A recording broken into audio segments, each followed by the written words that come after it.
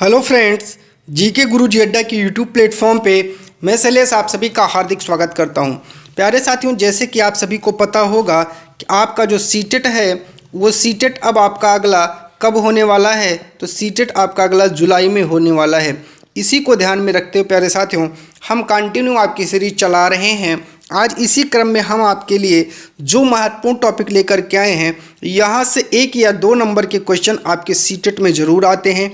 अगर आप चैनल पर नए हैं तो सबसे पहले सब्सक्राइब करिए, फिर बेल आइकन को प्रेस करिए ताकि हमारी कोई भी वीडियो अगर चैनल पर पड़ती है तो सबसे पहले नोटिफिकेशन आपके पास पहुंचे। और हाँ, जिस भाई या बहन को इस पीडीएफ की बहुत ज़्यादा ज़रूरत हो, उनको लगे ये पीडीएफ हमको चाहिए, आप टेलीग्राम चैनल पर जीके गुरुजी अड्डा लिख करके वहाँ जुड़ जाइए। ऑफिशियल चैनल है, वहाँ आपको इसका पीडीएफ भी मिल जाएगा। प्यारे साथियों, तो प्यारे साथियों बिना विलंब किए हुए आइए चलते हैं हम लोग अपने क्लास पर और अपने क्लास को बहुत ही अच्छे तरीके से समझते हुए चलते हैं। पहला टॉपिक है हमारा बाल विकास के सिद्धांत, प्रिंसिपल्स ऑफ चाइल्ड डेवलपमेंट। आज हम लोग बाल विकास के एक एक सिद्धांत को बहुत ही आराम से पढ़ेंगे, समझते हुए पढ़ेंगे। कोई शॉर्टकट तरीका नहीं होगा, बहुत ही अच्छे तरीके से पढ़ेंगे। सबसे पहला सिद्धांत है समान प्रतिमान का सिद्धांत। समान प्रतिमान का सिद्धांत का मतलब मैं आपको बता दूं भैया, जैसे मैं आपको बता दूं कि मानव का बच्चा मानव की तरह दिखेगा, हाथी की तरह नहीं। हाथी का बच्चा हाथी की तरह दिखेगा, शेर की तरह नहीं। उसी तरह घोड़े का बच्चा घोड़े की तरह दिखेगा बाबू, गधे की तरह नहीं। यही है समान प्रतिमान का सिद्धांत। बस समान प्रतिमान जो हमारे जैसे दिखते हैं वही है समान प्रतिमान। चलिए आइए देखते हैं। कह रहा है इसके अनुसार प्रत्येक जाति अपने जाति के अनुरूप के विकास के प्रतिमान का अनुसरण करती है। जैसे मानव, जैसे हाथी हमने बताया ना, जैसे मानव जिन चीज़ों का अनुसरण करेगा वैसे ही मानव का बच्चा भी वही अनुसरण करता है। जैसे हाथी अनुसरण करेगा वैसे ही हाथी का बच्चा भी अनुसरण करता है। चलिए दूसरे सिद्धांत पर चलते हैं। विकास की दिशा का सिद्धांत, प्रिंसिपल ऑफ डायरेक्शन। विकास की दिशा सिर से पैर तक चलती है। मान लीजिए कोई व्यक्ति है, ये उसका सिर है और ये उसका पैर है, तो विकास की जो दिशा है वो सिर से लेकर के पैर तक चलती है। इसे मस्का धोमुखी सिफेलोडेफस कहते हैं, याद रखिएगा। मस्का क्या है? धोमुखी है। दूसरी तरफ जब हमारे विकास का क्रम मध्य से शुरू होकर बाहर की तरफ होता है, मध्य से शुरू होकर जब बाहर की तरफ विकास होता है तब यह समीप दूराभिमुख, ठीक है, कहलाता है, प्रॉक्सिमोडेस्टियल कहलाता है। अतः कह सकते हैं कि विकास कैसा होता है? क्रमिक होता है। याद रखिएगा, क्वेश्चन पूछा जाता है विकास कैसा होता है। निरंतरता का सिद्धांत, प्रिंसिपल ऑफ कॉन्टिन्यूटी क्या कहता है? विकास कभी ना रुकने वाली प्रक्रिया है भैया। जी हाँ, विकास कभी रुकता ही नहीं है, यह जीवन पर्यंत चलने वाली प्रक्रिया है। इसकी मंद और तेज गति होती रहती है। यह माँ के गर्भ से लेकर के मृत्यु तक चलता है। जैसे मान लीजिए आपने आज इतना सीखा तो कल आप इतना सीख सकते हैं, परसों आप इतना सीखेंगे, अगले दिन इतना सीखेंगे, अगले दिन इतना, फिर 1 हफ्ते बाद यहाँ तक सीख सकते हैं। मतलब विकास क्या है? जीवन पर्यंत चलता है। मानो कुछ ना कुछ जो है विकास करता ही रहता है। चौथे पर चलते हैं, सामान्य से विशिष्ट क्रियाओं का सिद्धांत, principle of general to specific region. हमारा विकास सदैव सामान्य से विशिष्ट क्रियाओं की ओर चलता है, ना कि विशिष्ट से सामान्य की ओर। जैसे उठना, बैठना, चलना और दौड़ना। अब ऐसा कोई बच्चा पैदा नहीं होगा जो सबसे पहले दौड़ेगा। इसका मतलब बच्चा सबसे पहले उठना सीखेगा, फिर बैठना सीखेगा, फिर चलना सीखेगा और फिर दौड़ना सीखेगा। अर्थात ये क्रम से ही सीखता है। ये नहीं कि कोई बच्चा पैदा हुआ, वो परे परे नहीं चला, सीधा दौड़ने लगा। ये असंभव होता है प्यारे साथियों। मैं आपको बता दूं, यही है सामान्य से विशिष्ट का सिद्धांत। जैसे कोई बच्चा है, पहले उसको आपको 2 की टेबल सिखानी पड़ेगी, तभी आप उसको भाग देना सिखा सकते हैं। बिना उसको 2 की टेबल याद करवाए आप उसको भाग अगर देते हैं करने के लिए तो फिर वो उसको कर नहीं पाएगा प्यारे साथियों। चलिए पूर्वानुमान का सिद्धांत, प्रिंसिपल ऑफ प्रिडिक्टेबिलिटी क्या कहता है? विकास पूर्वानुमान होता है, क्योंकि हम पहले ही अनुमान लगा सकते हैं कि विकास किस दिशा में ज़्यादा होगा, अर्थात इसका पूर्वानुमान लगाया जा सकता है। तो आपसे क्वेश्चन पूछता है क्या विकास का पूर्वानुमान लगाया जा सकता है? बिल्कुल। कोई बच्चा है, जैसे कोई बच्चा है, वो जिस क्षेत्र की तरफ विकास कर रहा है, मान लीजिए उसका दिमाग बहुत ज़्यादा कार बनाने में है, साइकिल बनाने में है, तो हम लोग एक अनुमान लगाते हैं कि बच्चा हो सकता है आगे चल के इंजीनियर बने। कोई बहुत अच्छा, बहुत सुंदर आर्ट बनाता है, तो ये अनुमान लगाते कि हो सकता है आगे चल के बहुत अच्छा कलाकार बने। कुछ बच्चे भाषण बहुत अच्छा देते हैं, तो हम लोग अनुमान लगाते कि आगे चल कर के एक बहुत अच्छा वक्ता बनेगा।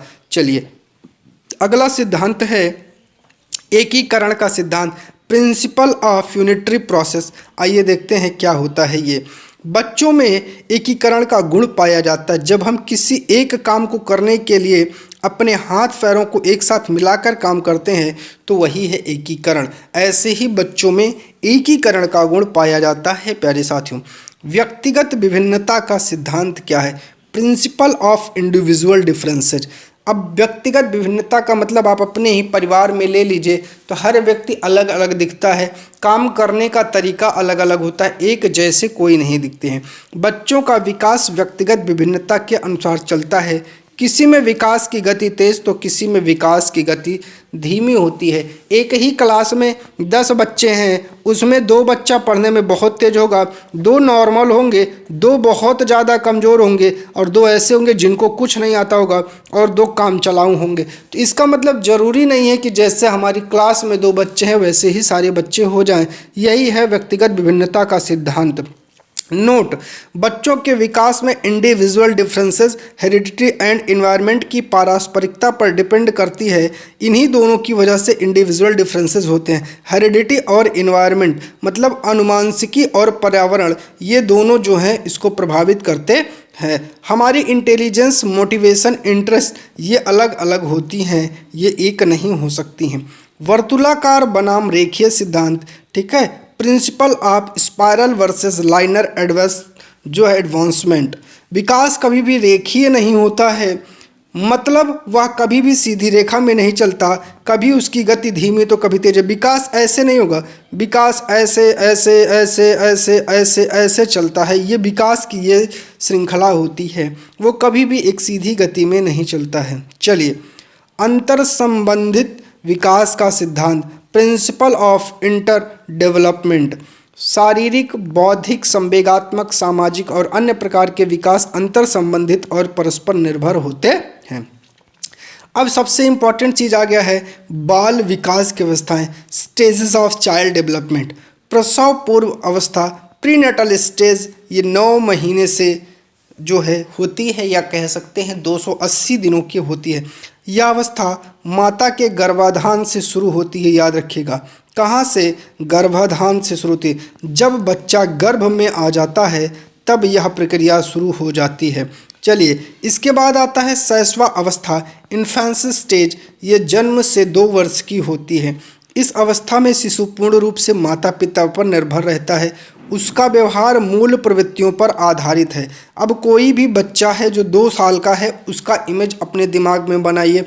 वो पानी, उसको पानी चाहिए, दूध पीना है, खाना है, दौड़ना है, उसको कोई भी चीज़ चाहिए तो किस पर निर्भर रहेगा? अपने माता पिता पर।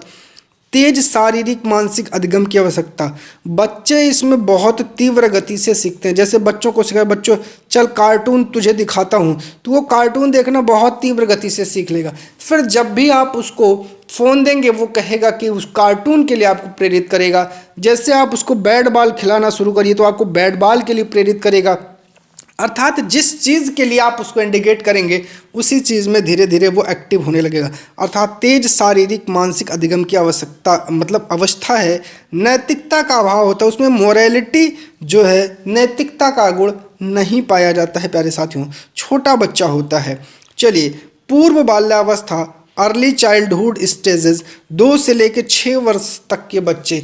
अब इनमें कुछ क्या होती है, समझदारी आ जाती है। अब 6 साल तक के बच्चे का अनुमान अपने दिमाग में लगाइए। पहली बात तो खुरापात के प्रश्न पूछता है, पापा टॉफ़ी ले आ देना, टॉफ़ी कहाँ मिलती है, टॉफ़ी कहाँ बनती है, इस प्रकार के क्वेश्चन पूछेगा। अच्छा पापा सेब ले आ देना, सेब का पेड़ कहाँ होता है, सेब कैसे पेड़ में लगता है, तो इस प्रकार के क्वेश्चन वो पूछने लगता है। अर्थात इसमें बच्चा अनुकरण द्वारा सीखता है। जैसे कहो भैया तुम ये बताओ तुम्हारे पापा कैसे चलते हैं, तुम्हारे बाबा कैसे डांटते हैं, वो इन सब चीज़ों को बताने लगता है। मतलब बच्चा यहाँ अनुकरण करता है। इस अवस्था में जिज्ञासा होती है, क्यूरियोसिटी, जो मैंने बताया ना, पापा बताओ जल्दी ना, सेब कहाँ फलता है, सेब कहाँ से आता है, क्या आप अपने घर में से पैदा कर सकते हैं, इस प्रकार की चीज़ें पूछता है। इस अवस्था को खिलौनों की अवस्था कहते हैं। टॉयज कहते हैं। भैया मार्केट में लेके जाओगे, पापा मुझे कार दिला दो, मुझे बाइक दिला दो, मुझे ये हवाई जहाज़ दिला दो, ये सारी चीज़ें वो कहता है। अर्थात खिलौनों की अवस्था इसे ही कहा जाता है। यह भाषा अर्जन के लिए संवेदनशील चरण है, सेंसिटिव पीरियड है। जो आप जैसी लैंग्वेजेस का यूज करेंगे बच्चों के सामने, बच्चे उसी लैंग्वेज को फॉलो करते, क्योंकि बच्चा यहाँ करेगा अनुकरण, तो ये माता पिता या अपने बड़ों को देख करके ही अनुकरण करता है। इस अवस्था में बच्चा कल्पनाशीलता वाले गेम्स में एक्टिव रहेगा। कल्पना करेगा कि मेरे पास बाइक है, मैं उसको लेके आकाश में उड़ जा रहा हूँ, मेरे पंख जम गए हैं, अब मैं उड़ रहा हूँ, मैं हाथी के ऊपर बैठ गया हूँ। अर्थात कल्पनाशील वाले गेम बच्चा इसमें बहुत ज़्यादा सहभागिता करता है। अगला है आपका उत्तर बाल्यावस्था या बाल्यावस्था, लेटर चाइल्डहुड या चाइल्डहुड। 6 से लेकर के 12 वर्ष तक ये आपकी अवस्था चलती है। अब सोचिए 6 से 12 साल तक का बच्चा क्या होगा, माइंड बहुत तेज गति से डेवलप होगा, पढ़ने में उसका दिमाग बहुत तेज होगा, कैलकुलेशन बहुत तेज करना सीख जाएगा। इसमें तार्किक चिंतन, लॉजिकल थिंकिंग की आवश्यकता होती, मतलब जो है अवस्था इसको कहा जाता है, जो तर्क के आधार पर बच्चा इसमें चिंतन करने लगता है। आरंभिक स्कूल की एज है, कहते नहीं भैया चला भैया लड़का 5 साल को हेगा है का नाव लिखाए दिन जाए, स्कूल में जाए, कुछ ABCD पढ़े, अर्थात उसको स्कूल जाने की एज है। गंदी अवस्था होती है, जैसे नाक गिर रही है, नहीं साफ कर पाएगा, पैंट में सूसू कर देगा, बाथरूम कर देगा, नहीं कर पाता है, कभी कभी नहीं बता पाता है। इसे स्फूर्त की अवस्था या स्मार्ट एज कहा जाता है। बच्चा बहुत एक्टिव होगा। रोको भैया ये सीढ़ी है, दौड़ के ना चलो, गिर जाओगे तो और दौड़ के चढ़ेगा। मतलब जो चीज़ें आप रोकोगे उसको और ज़्यादा करता है, वो स्मार्ट एज कही जाती है इसलिए उसको, क्योंकि उसको लगता है कि मैं ही सब कुछ हूँ। इसे खेलों की अवस्था या गेम स्टेजेस कहा जाता है। इस अवस्था में संग्रहण की प्रवृत्ति विकसित होने लगती है। जैसे अगर आपका बच्चा आपके साथ कहीं गया, अब उसको लगा कि ये खिलौने मुझे पसंद है, तो उसको ले आएगा, अपने साथ लाएगा, अपने घर में रखेगा। घर में छोटी छोटी टूटी फूटी बहुत सारी चीज़ों को एक डब्बे में, एक बॉक्स में, कहीं भी वो उसको इकट्ठा कर लेता है। इसे टोली, समूह या गैंग की अवस्था कहा जाता है। इसमें बच्चे अपने जैसे दोस्तों के साथ टोली बना लेते हैं, समूह बना लेते हैं, उनसे दोस्ती करते हैं, उनकी तरह जो है दिखने का प्रयास करते हैं, हीरो बनने लगते हैं। ये सारी की सारी चीज़ें इसमें आती हैं। इसे जीवन का अनोखा काल कहा जाता है, यूनिक पीरियड कहा जाता है। वाकई में बहुत ज़्यादा यूनिक होता है। चलिए किशोरावस्था की बात करते हैं। एडोलेसेंस जो है ये 12 से लेकर के 18 वर्ष की अवस्था होती है। इसे जीवन का सबसे कठिन काल कहा जाता है। जी हाँ दोस्तों, बहुत सारे टेंशन, बहुत सारी समस्याएं इसमें होती हैं। इसे संघर्ष, तनाव, आंधी तूफान, उलझन की अवस्था कहा जाता है। बच्चा इसमें उलझ जाता है, बहुत सारी चीज़ों को लेकर उसके मन में उलझन रहती है। दोस्त, यार, मित्र, प्यार, परिवार, सारी चीज़ों की उलझन उसके मन में रहती है। विषम लिंगी आकर्षण होता है। लड़के का लड़कियों के प्रति आकर्षण होता है, लड़कियों का लड़के के प्रति आकर्षण होता है, विषम लिंगी आकर्षण होता है प्यारे साथियों। ठीक है, इस अवस्था को स्वर्ण काल या गोल्डन एज कहा जाता है। क्यों गोल्डन एज कहा जाता है? क्योंकि बच्चा इसमें दिवा स्वप्न देखता है। वीर पूजा का इसे काल भी कहा जाता है, याद रखिएगा, क्योंकि इसमें जो है हीरो बनने की भावना होती है। अच्छा, सनी देओल की बॉडी ऐसी है तो मैं भी ऐसी ही बॉडी बनाऊंगा, तगड़ी डोले शोले मैं भी ऐसे बना के जो है चलता हूँ। तो जो है इस अवस्था में बच्चे अमूर्त चिंतन करते हैं, एब्स्ट्रैक्ट थिंकिंग करते हैं, ये भी याद रखिएगा। तो ये था आपका चाइल्ड साइकोलॉजी से संबंधित एक महत्वपूर्ण सेगमेंट। वीडियो कैसी लगी? अच्छी लगी हो तो कमेंट करके बताइएगा। और ये भी आप लोग जानते रहिए कि ऐसी डेली आपको क्लासेस मिलती रहेंगी। आप लोग चैनल पर जुड़े रहिए और वीडियो को दोस्तों तक जरूर शेयर करिए और उसको पहुंचाइए। आप सभी का चैनल पर जुड़ने के लिए बहुत बहुत धन्यवाद।